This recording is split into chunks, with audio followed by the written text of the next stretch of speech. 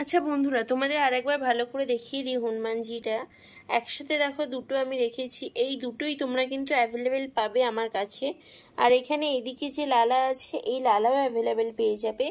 আমি প্রধানত আজকে হনুমানজিটা দেখাচ্ছি।